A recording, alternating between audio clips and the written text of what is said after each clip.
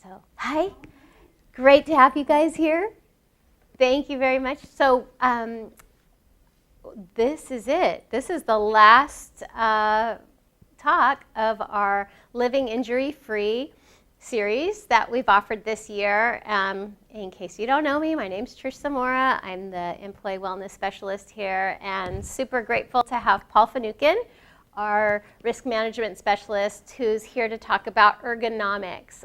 We've gone full circle with this Living Injury-Free series. We started out talking about situational awareness. Paul's taught us about proper lifting, about how to avoid trips and falls, and now we're going to talk about ergonomics. And just been a great journey altogether to see how wellness and safety really do are really kind of build a more comprehensive program, and with Paul's support, we're really able to provide a better wellness program and a more complete program in terms of prevention and helping all of you to be your best and preventing the injury piece. So hopefully you guys are seeing what I'm seeing, is that this information is super relevant. It's relevant for work and relevant for home and in your everyday activities. So without further ado, I'm going to give the mic to Paul and let him share information about ergonomics at our workstations. Thanks. All right. Well, good day, everybody. And we are going to be talking about ergonomic awareness. And it's one of those things, I think the common theme that I've taken from the 4 classes now is one of, it's our self-responsibility. It's like, how do we approach things? And if we have a really good approach and a safe approach, then we're going to be able to be at work and do our work safely, and then that carries over to private life. So it starts with us and then ends with us, and it's what we bring to it and what we choose to do. So a lot of the things, especially today, we're talking about choices.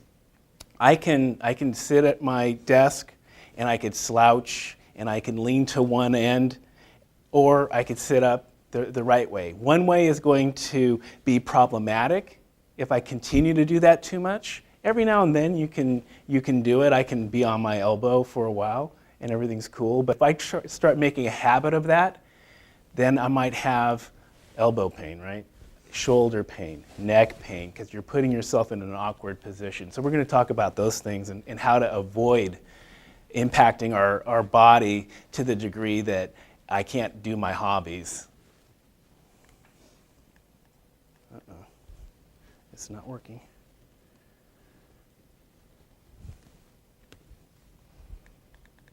Nope. I'm going to have to do this freehand. Having technical difficulty here. Just pressing that button right here. Yeah. Oh, yeah, there we go. Okay. Let me see if that one works. So here's the session of objectives. We'll just talk some ugly statistics, cover some definitions, and more importantly, the bottom couple, some safety tips, and then ideas to exercise your fatigue away. And then just to basically raise our awareness level. Sometimes you get into, this is how I've always done it. And if you've always done it in a way that is impactful in a negative way to you, that's a habit we got to try to break. And so we'll talk a little bit about that too. Let's see, which one was it? Okay. Success! I had a 50-50 chance, and I chose the right one. That's really good. I like that. So here we go with the ugly statistics. The boy with the crab, that was from the last one. I was almost going to delete it, but how do you delete a dude that puts a crab to his nose and lets the crab bite it, right? Why would you do that? And that kind of leads to, why would you do some of the things at your workstation? You might as well just get yourself a crab. But you have to let us take a picture of it, okay? And then we'll do a little bit of music before we get going. Let's see. Oh, Denise, you came. And You came just in time to hear the music component of the day. Oh, good. So I think everybody's going to need to stand on this one.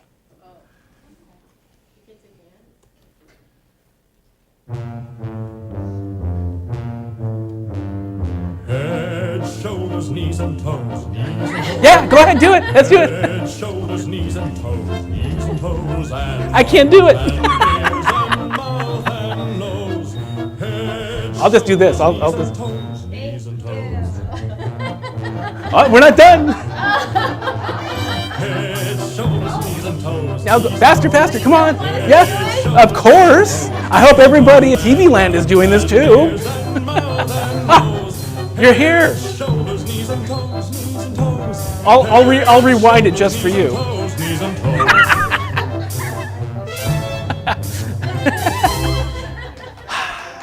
Give yourselves a hand.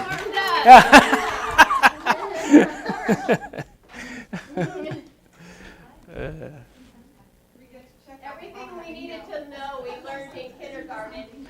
There you go. So you didn't know you were learning ergonomics back then in kindergarten, did you? And then I like this. This one is, it kind of lends to if we use good techniques and we take our micro breaks during the day, we keep our bodies fresh, we're healthy, we're eating vegetables, we're drinking water. It's very important to do all those things.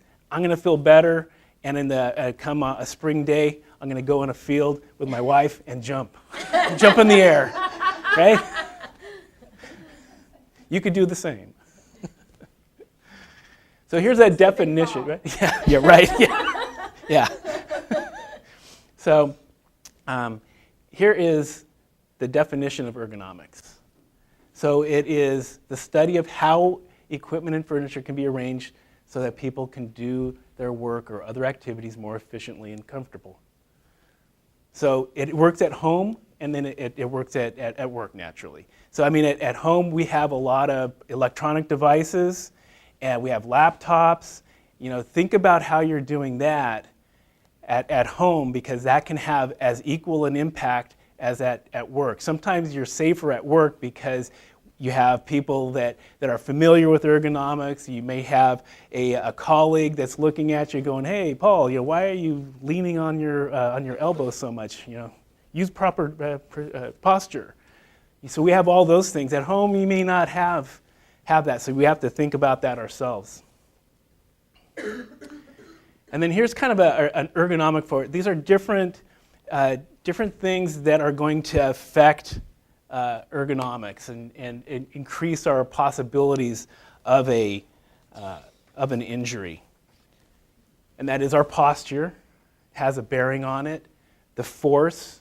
So if I'm at my keyboard and I'm pounding away on the keys because I'm busy and I need a quick turnaround, that's impacting your fingertips. It's impacting your wrist, and it translates all the way up. So force is a real issue when it comes to ergonomics at your workstation. And then frequency. How often are you doing that? In a given hour, how many times are you on your computer, and are you typing at a really high pace and maybe a really hard stroke on the keyboard? That's going to have an impact on it as well. And then duration. So all those things together are what is that you have to kind of break down, and we can get in between those and take a micro break to isolate them and not make them as impactful as they might be if you just powered through it. So sometimes we're our own worst enemy. You have a deadline and you just want to power through it, and sometimes it's counterintuitive, but it's safer and more efficient to take that break and keep yourself fresh so then you could go into the next hour if you need to. So here's some of the common job injuries that come with ergonomics. You're talking about the MSDs and the RSIs and the CDDs. I won't use any other acronyms. But those are some bad ones, because some of those, if you catch them early enough then they're not as impactful. But if you let these go, and you let them go a year, 2 years, then you could start having some permanent damage, and then the remedies that it takes to get over those types of injuries a lot of times will involve surgery.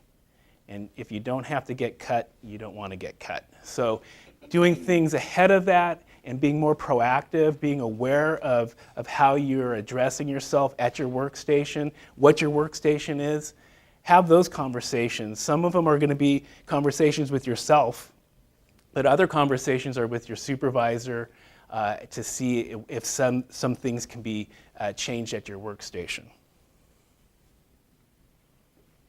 And then here's the benefits of it.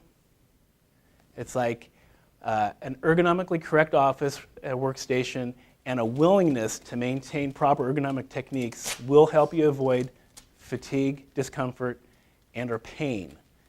And who wouldn't want that, right? We don't come to work to get tired, to be in discomfort, and be in pain. I hope, right? Denise, right? You don't want those things, right? So I think that's where we we need to break that cycle. If we're feeling those things, then I would urge you to break that cycle, and let's take that step back and talk about it and make sure that you're addressing your workstation correctly, whatever your work might be, and get you onto a good habits. And so that is where we're going to be we're trying to create new habits, and dispel the negative ones. So that is, can it be done? Yeah, there's that old saying, can you teach a dog a new trick, an old dog a new trick, right? Yes, you can. We can train ourselves. We have to want to do it, though. There's a couple of things. I have to acknowledge that there's something wrong, and that I want to correct it. And then I have to work at a certain degree to get that. So studies have been done that say that in order to do that, it takes about 66 days. Believe it or not, I know. I read that study. I go, what? And so from day 1 to day 22, you've identified it, and now you're consciously making that effort to change. So that can involve a coworker. So if I'm at my workstation and I am leaning too much on my elbow, I'm going to ask Cayenne, next time you see that and you do that, remind me. So that's a technique that you can use. You could use your coworkers to help you shape your a more positive behavior. So that takes about like 22 days. So you really want to make a concerted effort of concentrating on in my case, not resting on my elbow. I want to sit up and not use my armrest. 22 or 66? So that's the first, from day 1 to 22. Oh. That's you're making that conscious effort. You're reminding yourself. You're having your colleagues remind you, and you can't get mad at your colleagues for reminding you not to do what you asked them to remind you not to do. Is that right? I think I got that. And then from day 23 to 44, you're looking inward. So now Cayenne has turned on me and said, "Okay, hey, knock it off." And I've listened to her. And I'm probably giving her some idea of how to train her significant other too. So, although she probably already knew this. And so now it becomes a more inward thing. So now I'm picking up on that habit that I'm trying to create. And now it's me until like day 44, and then from the next out to 66, then it's just keeping it going. So there's different phases in it, and most of these phases are you. You have to do it. I have to identify what it is. I have to want to change, and then in certain circumstances, in some of those phases, I can ask for help from a colleague. Or if it's at home, then you're asking for help from a loved one or a friend. Yes? So, a question for you or Cayenne. So, when we're making healthy behavior change, sometimes we talk about taking baby steps or tiny steps. So, do you think in ergonomics just making a tiny step matters, or like you need to change a few things at one time to kind of make it have a better impact? So I'm wondering if you change one thing kind of at a time. Like I notice I cross my legs and I catch myself, but I do that a lot. I feel so comfortable, but I know it's not good for me, my hips and my knees. Every step that you take to improve is good for you. Okay. So, So even if it starts small, even if if it you can starts start small. Okay, that's what I want. Sometimes starting big is just too much for people to handle. Okay. So sometimes it's the little changes that are actually more helpful. Okay. Yeah. So in case people didn't hear what Cayenne said was that, yeah, even little steps that we can take can make a difference. And especially if you think about it, if you take that baby step forward and it's a success, then it's going to make you want to go further with it. So yeah, even little things can make that difference. It's if it's the old joke, Doc, it hurts when I do this with my arm. You know, what are you supposed to do? Don't do that. Right? Doc says don't do that, right? So that was kind of a flat joke, wasn't it? I'm sorry. The delivery was not right, but it's like that's basically what it is. If you see something that you're feeling some pain on, then you try to dissect it, so if I'm having pain in my right shoulder and I'm right hand dominant, I'm going to start looking. Well, am I overreaching for something on my desk? And how many times are you doing that during a day, during a week, during a month, during a year? You get my point. You're not doing it just one time, you're doing it multiple times a day. And some of the stuff, you don't realize that you're really doing it because you're not consciously doing it. You're doing it out of rote. You're used to it being a certain place and you just reach for it without even thinking about it. So you can teach an old dog a new trick.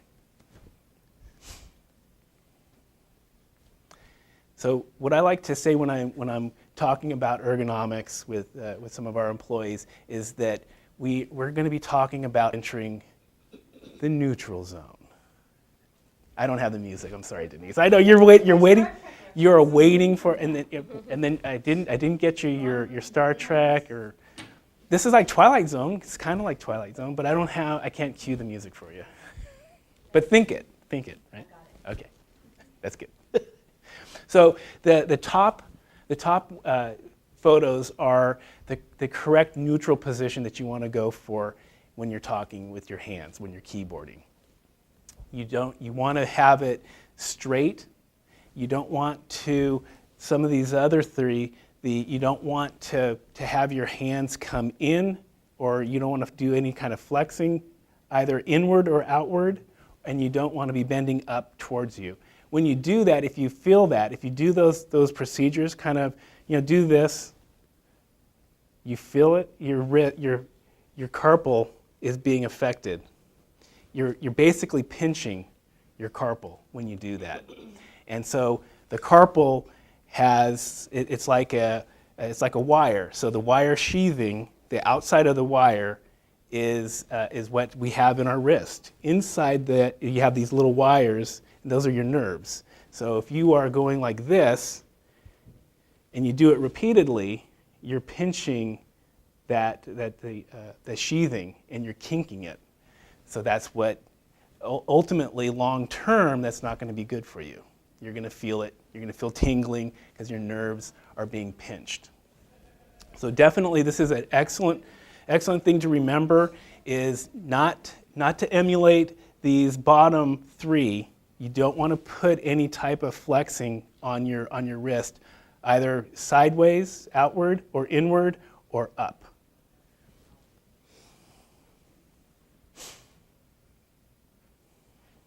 And then here's the way we want to mouse. On the left is what we don't want to do. On the right is right. Other things that you want to do when you're mousing, sometimes I kind of catch myself doing this. I'll be mousing and I'll be reading something and I'll have my hand on the mouse and then I'll have my finger up. I don't know why, but I'll just have it. This is how I'll be. That's what you don't want to do, because you're putting a lot of weird tension on your finger and on your wrist when you're doing that. So try to catch yourself from doing that. When you're not using your mouse, when you're reading, put your hand down. Don't have it up there on your mouse. Another thing with the mouse is you don't want to grab it too much. Grabbing it that becomes force, and that's one of the things that we were talking about earlier. That's one of the things that when you're talking duration and then force, those things are those two factors can add to a potential injury. So if you get in between that, you'll be safer. And then here's a good schematic of the neutral position. If you look at the elbow on the left, the stick figure on the left, it's perpendicular. It's parallel with the ground. You look at the hip, the hip area. The back is like up against the back, the seat back, and you see it's 90 degrees.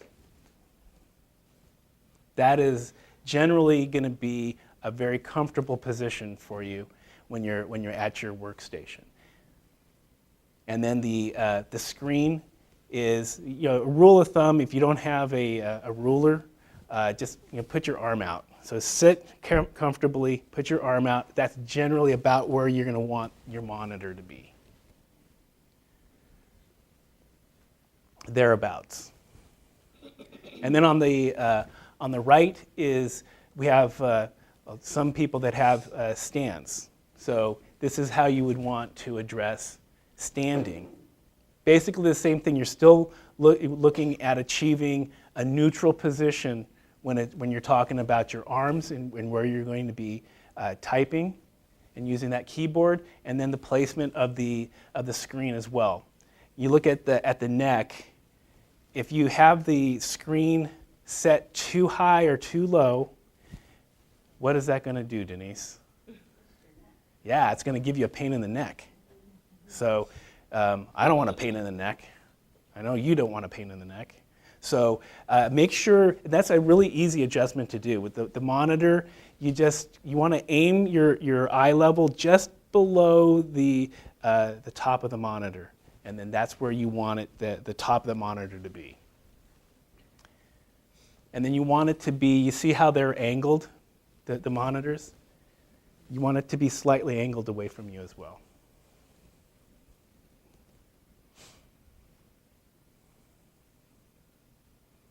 So the top one, what can we do? I think we've been talking about, listen to your body.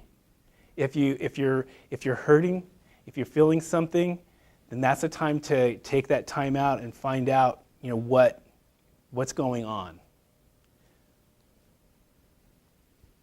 Exercise, stay fit, stay hydrated.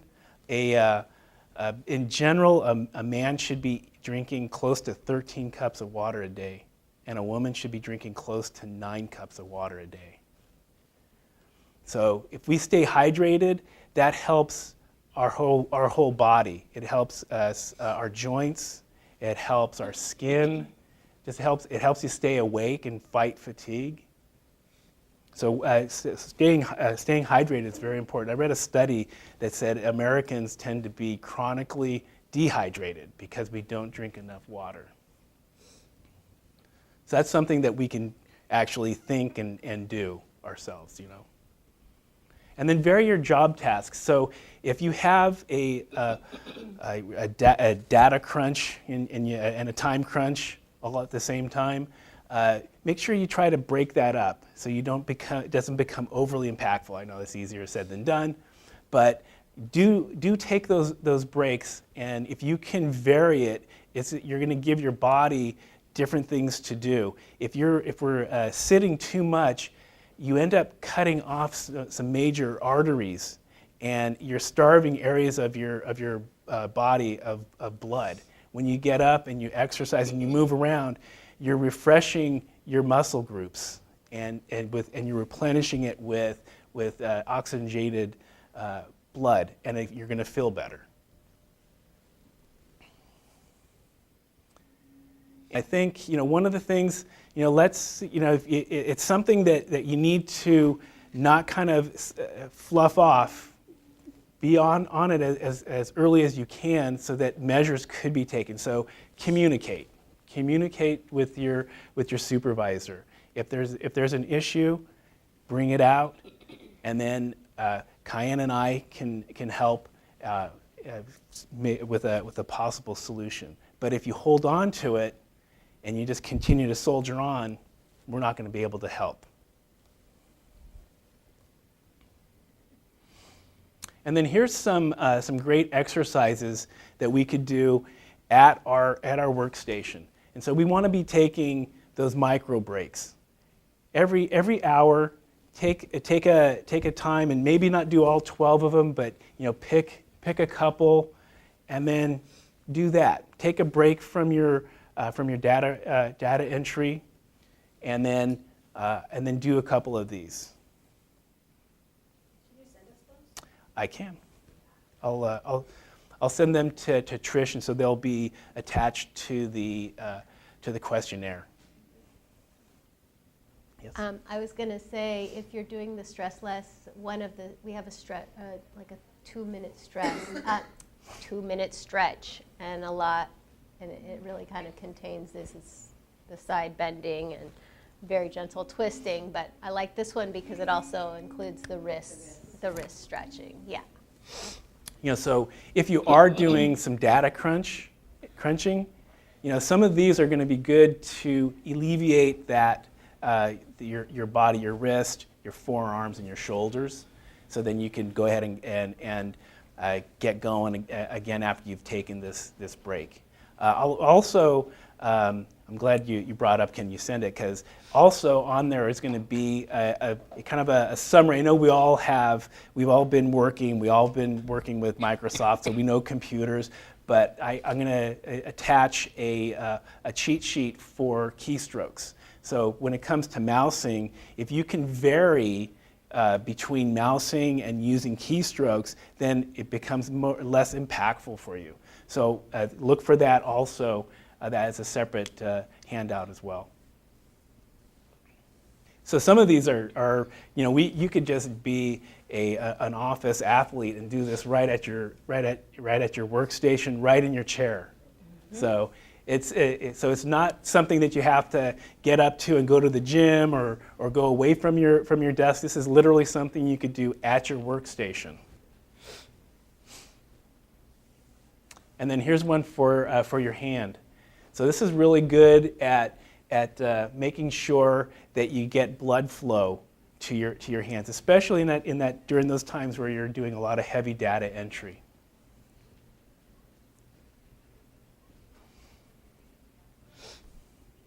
And again, I could send these to you as well. 1, 2, 3.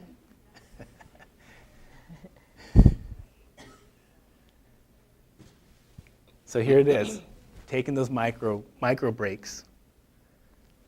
So you're not doing, it's not a lot of time, but it's just taking that break, giving your muscles a different task to do, keeping them fresh, keeping yourself fresh. And then doing the avoiding eye strain as well. When you're looking at a computer for long periods of time, you get eye strain. So one of the things is it's the 20-20-20 rule. So you every 20 minutes, take your eye off the monitor for 20 seconds and focus on something 20 feet away. Doesn't take that long, but it does work. Sometimes if I feel some eye strain, I'll just take my hands, palms, put it up to your eyes, and just kind of press in really lightly, And what that does is you're massaging the eye, and then it also has an added benefit of when it starts to activate the optic nerve, and the optic nerve goes into the brain, and it starts releasing good chemicals in your brain. So it feels good too.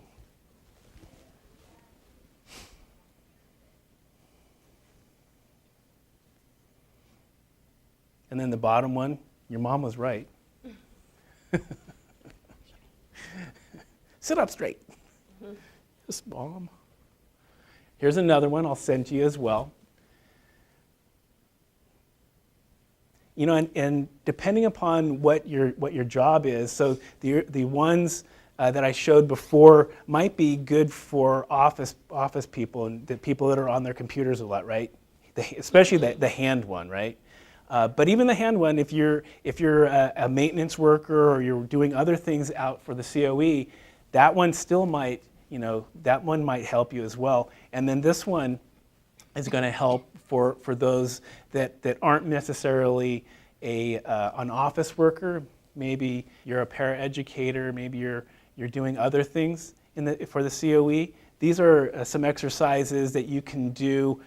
Certainly before you get started, you want to get your body used to, hey, I'm going to be doing some activity today. This is what I'm going to be doing, and you start doing these stretches. You charge your muscle groups, get them all flushed up with your blood, and you're ready to go. Yes.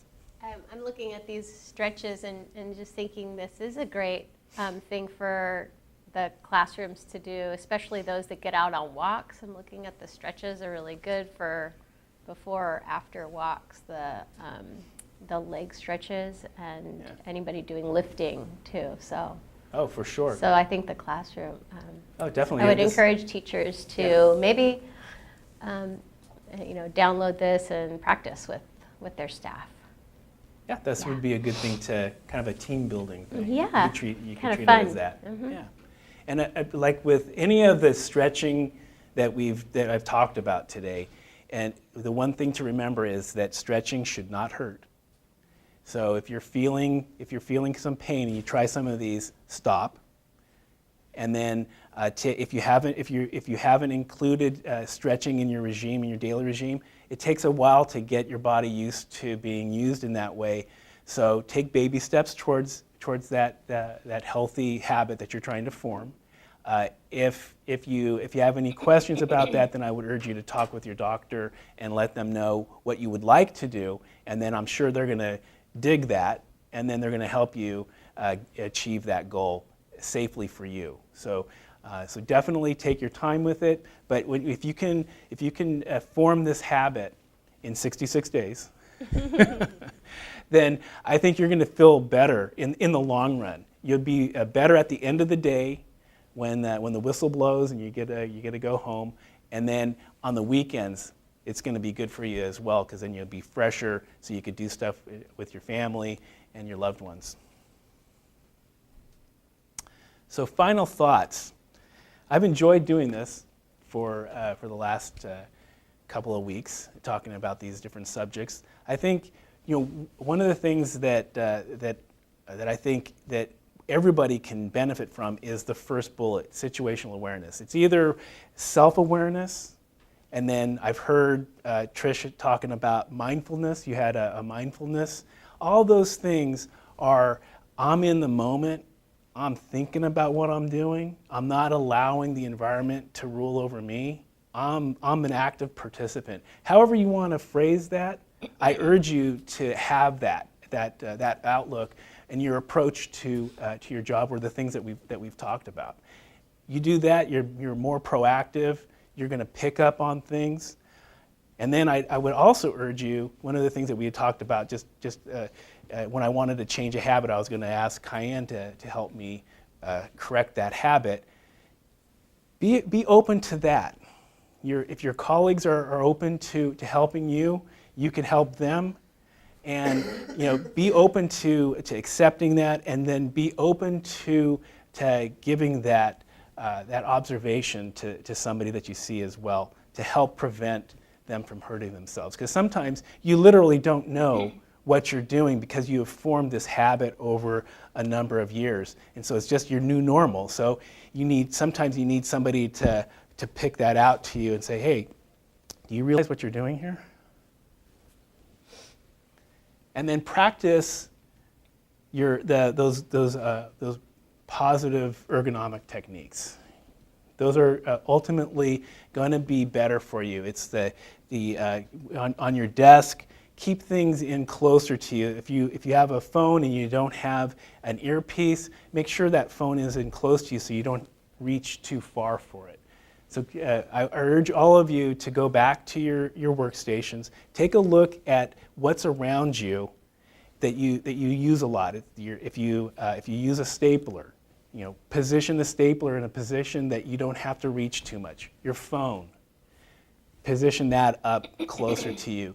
If you transcribe notes onto the computer, or you're reading data and you're putting data into the computer, look at possibly getting a document holder, and make sure that that's up closer to you, so you don't have to look and bend towards it.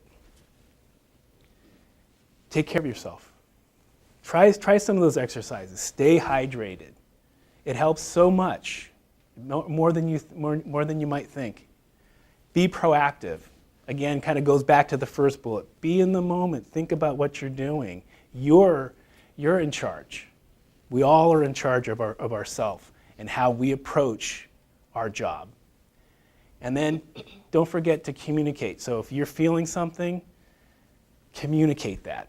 Communicate it to your supervisor. Nip those things in the bud as early as you can so you don't let things go by the way station and then you're looking at something that's really not pleasant. So with that, I thank you all for your attention. I've had a good time doing this. Thank you, Trish. That's it. Thanks, Paul. Thank you. That's awesome. I guess I should say, is there any questions? Of course. I'm ready to go. No. Any Okay, questions? so any questions, Cayenne Yeah. can answer them for you.